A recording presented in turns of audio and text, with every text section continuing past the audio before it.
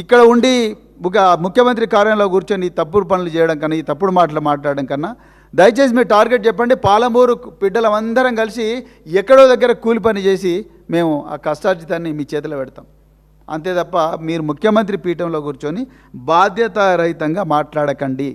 ఇక రెండోది ఏమన్నారు, పాలమూరులో ఏ బీఆర్ఎస్ ఎమ్మెల్యేని కూడా గెలవనివ్వరు అన్నారు. అయ్యా రేవంత్ రెడ్డి గారు, ముందు మీరు గెలవండి, నెక్స్ట్ ఎలక్షన్లలో మీరు గెలిచి ముఖ్యమంత్రి కాండి, అప్పుడు చూద్దాం.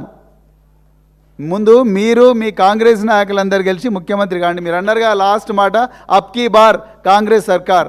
ప్రజలందరి గుండెల్లో ఏమున్నది తెలుసా?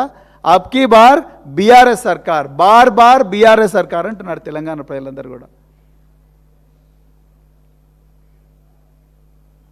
ముఖ్యమంత్రి ఒక జిల్లాకు సొంత గడ్డకు జన్మస్థానానికి పోతున్నాడంటే విపరీతంగా ఒక నెల రోజులు ఆఫీసర్లను సతాయించి ఆ డేటా తీసుకురా, ఇంకా నా జిల్లాకి ఏం చేయాలి, నా జిల్లాకి ఇప్పటివరకు ఎంత అన్యాయం జరిగింది, నా జిల్లాకు ఎన్ని ప్రాజెక్టులు వచ్చినా, ఎన్ని ప్రాజెక్టులు పూర్తయినా, ఎన్ని ప్రాజెక్టులు పూర్తి కాలేదు, అవన్నీ కూడా ఆఫీసర్ల దగ్గర నుంచి డేటా తీసుకొచ్చి మళ్ళీ ఆ జిల్లా ఎమ్మెల్యేలందరినీ పిలిచి వాళ్ళందరితో డీటెయిల్గా మాట్లాడి ఎన్ని పైసలు ఉన్నాయని చెప్పి ఫైనాన్స్ మినిస్టర్ని పిలిపించి, ఆ ఫైనాన్స్ నేను మా జిల్లాకు పోతున్నావా, నాకు ఒక 5,000 కోట్లో 10,000 కోట్లో కావాలని చెప్పేసి అవన్నీ ప్రాజెక్ట్ ప్రపోజల్స్ ప్రిపేర్ చేసుకొని పోయి ప్రజల ముందర అనౌన్స్ చేస్తారు.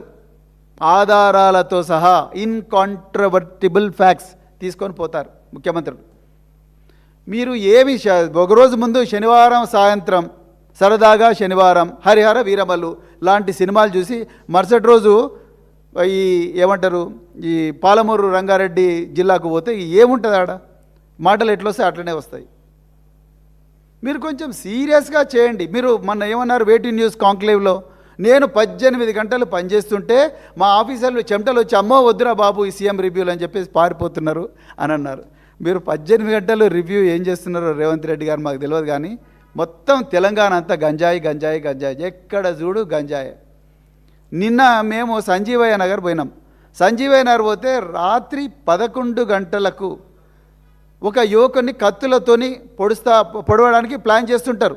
11 గంటల 28 నిమిషాలకు ఆ యువకుడి తల్లి డయల్ 100 కాల్ చేస్తుంది. ఇక్కడనే మీరు ఊసిన డయల్ 100 కాల్ చేస్తే 11 గంటల 28కి డయల్ 100 కాల్ చేస్తే 12 గంటల 30 నిమిషాలకు పోలీసు వాహనం వస్తుంది. అయ్యా రేవంత్ రెడ్డి గారు, ఇది మీ పాలనలో జరుగుతున్నది, మీరే హోంమంత్రి రాష్ట్రానికి. 11:28 కాల్ వస్తే 12:30కి పోలీసు వాహనం పోతే అప్పటికి యువకుడు 8 కత్తిపోట్లు చచ్చిపోయాడు. అందరు గంజాయి తాగున్నారు. అక్కడ ప్రజలు ఏం చెప్తున్నారంటే, సార్ ఇంతకుముందు ఎప్పుడు ఈ పరిస్థితి లేదు, తెలంగాణ అంతా కూడా గంజాయి వ్యాపించింది, అందుకొరకు ఈ గంజాయి బారిన నుంచి తప్పించుకోవడం కోసం మేమే సీసీటీవీ కెమెరాలు పెట్టుకున్నాం, వీళ్ళు గంజాయి తాగిన వాళ్ళందరూ అటు సీసీటీవీ కెమెరాలను ధ్వంసం చేస్తున్నారు, మా అమ్మాయిలను చెడాయిస్తున్నారు అని చెప్తా ఉన్నారు. ఇది మీరు చేస్తున్న పని. మీరు ఈరోజు ఆ ముఖ్యమంత్రి పీఠంలో కూర్చొని అన్ని అబద్ధాలే మాట్లాడుతున్నారు. ఎస్ఎల్బీసీ, మీరు నిజంగా దమ్మునులైతే ఎస్ఎన్బీసీలో చనిపోయిన ఆ 8 మంది శవాలను తీసుకురండి కదా, తీసుకురండి, ఎవరొద్దన్నారు, మీ దగ్గరనే ఉంది అంత అధికారం, తీసుకురండి 8 శవాలు. మీ కాంగ్రెస్లు ఇంతకుముందు నిరంజన్ రెడ్డి గారు చెప్పినట్టుగా మీ కాంగ్రెస్ల వల్లనే మహబూబ్ నగర్ జిల్లా అనేది ఎడారైంది. కేసీఆర్ గారు మళ్ళీ ఆ ఎడారైన ప్రాంతాన్ని మళ్ళీ సస్యశ్యామలంగా చేసిండు. ఇంకా రాబోయే రోజులు ఇంకా బాగా చేస్తాం. కానీ మీరు దయచేసి మీకు రిక్వెస్ట్ ఏంటంటే, మీరు 4 లక్షల జీతం తీసుకొని 9 వాహనాల కాన్వాయ్లో తిరుగుతూ సెక్రటరియట్లో 6వ ఫ్లోర్లో కూర్చొని దయచేసి అబద్ధాలు మాట్లాడకండి, బాధ్యతాయుతంగా మాట్లాడండి. మీరు అవసరం అనుకుంటే డిబేట్కి రండి. పిల్లల మరి దగ్గర చేద్దాము, లేదు కురుమూర్తి దేవాలయం దగ్గర చేద్దాము, లేకపోతే అమరాబాద్ అడవులలో చేద్దాము, లేకపోతే మీ ఊరైన కొండారెడ్డిపల్లిలో చేద్దాము. ఆ సాయిరెడ్డి ఆత్మ కూడా చూస్తుంది, చచ్చిపోయిన సాయిరెడ్డి ఆత్మ, మీ 4 అన్నదమ్ముల పేర్లు రాసి చచ్చిపోయాడు కదా, ఆయన ఆత్మ కూడా చూస్తుంది. ఆ కొండారెడ్డిపల్లిలో చేద్దాం కదా. మీరు డిబేట్కి రండి, కమ్ విత్ ద ఫ్యాక్ట్స్. మీరు ఎందుకు మీరు ఆదిత్యనాథ్ను తీసుకున్నారు? ఏం తెలంగాణలో దొరకలేదా నిష్ణాతులు? తెలంగాణలో అద్భుతమైన మేధో సంపత్తి ఉన్న ఇంజనీర్లు ఎవరు దొరకలేదా? Why did you bring mister Adityanath Das, retired special chief secretary of irrigation of Andhra Pradesh? ఎవరి ఆదేశాల మేరకు తీసుకున్నారు మీరు? గతంలో గ్రీకు సామ్రాజ్యంలో ట్రాయ్ అనే నగరాన్ని 10 సంవత్సరాలు దాని శత్రువులు ఎంత యుద్ధం చేసినా కూడా దాన్ని ఆక్రమించకుండా పోతారు. అప్పుడు వాళ్ళు ఒక కొయ్య గుర్రాన్ని తయారు చేస్తారు, దాన్నే ట్రోజన్ హార్స్ అంటారు. ఆ కొయ్య గుర్రంలో తమ సైనికులందరినీ కూడా ఎక్కించి ఆ గేట్ల దగ్గరికి తీసుకుపోయి, ఇగో మీకు గుర్రం తీసుకొచ్చినామంటే ఆ ట్రాయ్ సైనికులు, ట్రాయ్లో ఉండే ప్రజలందరూ కూడా అమ్మ మాకు గుర్రం వచ్చిందని చెప్పి గేట్లు ఓపెన్ చేస్తారు. ఆ కొయ్య గుర్రం లోపలికి పోతుంది. లోపలి పోయిన తర్వాత ఆ కొయ్య గుర్రం లోపల నుండి సైనికులందరూ దిగి ట్రాయ్ పట్టణాన్ని నాశనం చేస్తారు. ఎగ్జాక్ట్గా తెలంగాణలో అదే జరుగుతూ ఉన్నది.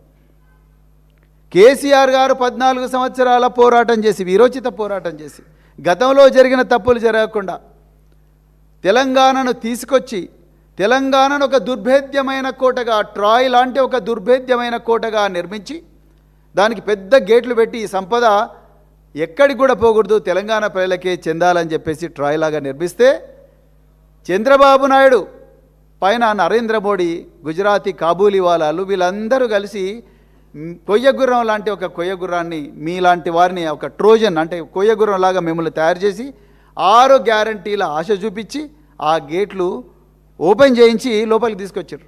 తెలంగాణ ప్రజలు అమాయకులు కాబట్టి మీ మ్యాలీషియస్ ఫైల్స్ ఎట్లయితే మనకు సెల్ ఫోన్లలో, ఈమెయిల్లో మెసేజ్లు వస్తాయి కదా, ఇంట్లో కూర్చొని డబ్బులు సంపాదించండి, బెట్టింగ్ యాప్స్ లేకపోతే ఫ్రీ గేమ్ సాఫ్ట్వేర్ అని వస్తాయి కదా, రాగానే మనం నిజం అనుకొని క్లిక్ చేస్తాం.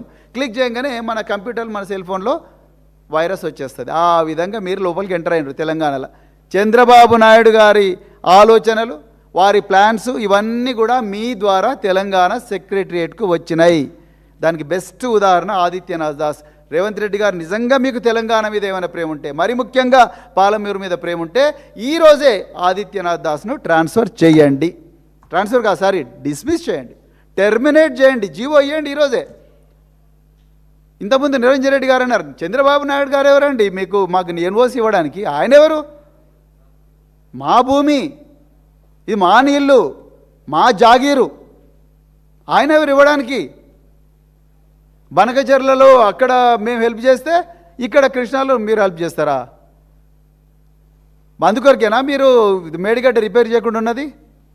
ఎవరి చెవుల పూలు పెడుతున్నారు రేవంత్ రెడ్డి గారు? మీరు అంతా ఈ డ్రామా అని తెలుసు. తెలంగాణ పిల్లలందరికీ నేను చేతులు జోడించి ఒక్కటే కోరుకుంటున్నా, ఈ డ్రామాను దయచేసి గుర్తించండి. హరిహర వీరమల్లు